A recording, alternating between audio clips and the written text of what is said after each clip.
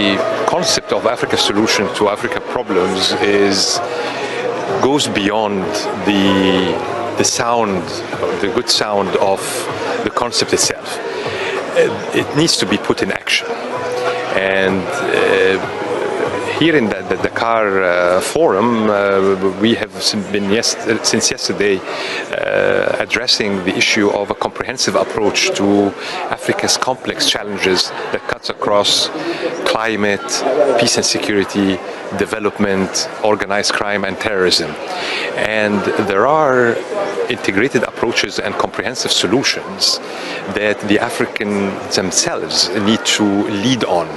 And there are in place already quite serious attempts and ideas owned by Africans through the African Union and through the other African sub-regional organizations in order to advance Africa's solution to African problems through policy development, but also through certain institutions that will be able to implement these policies in collaboration and in partnership with Africa's international partners such as the United Nations, the European Union, and other bilateral partners. No doubt that the Sahel region has witnessed in recent years a degeneration of the peace and security and development environment and has now been plagued by instability.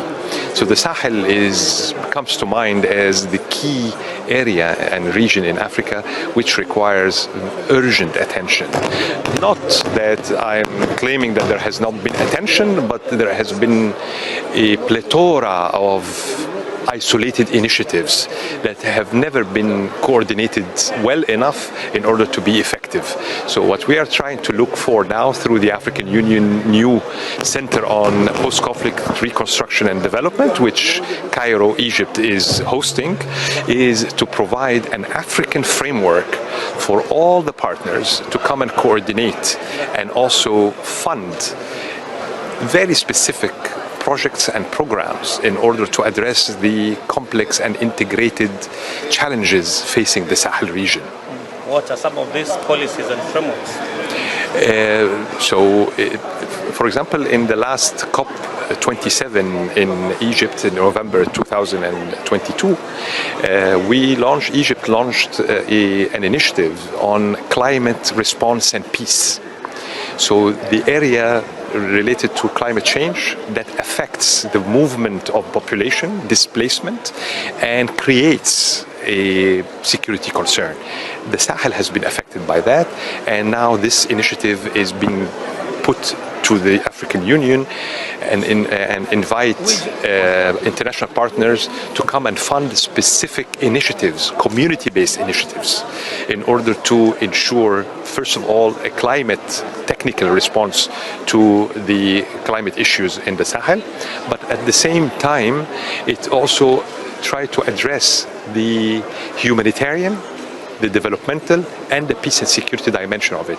Targeted programs where the community and the local community is in the lead. They define the problem, and we define and we provide the response from a programmatic point of view. But we need a collaborative approach for that, because the funding has to come from within Africa, but also from our partners. I would like to see this forum providing key recommendations to partners, whether the African Union, ECOWAS, or the international community, the EU, the United States, and other key partners of Africa, as to how we can collaborate in support of Africa's ownership of its problems.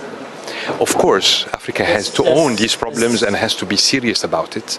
So we will try to attempt this with our partners here in Senegal and elsewhere in Africa to make sure that Africa's ownership is real.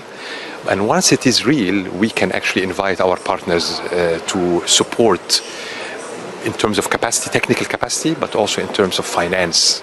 So I would like very much the forum to provide these recommendations to the African Union, to the United Nations, and to other partners about how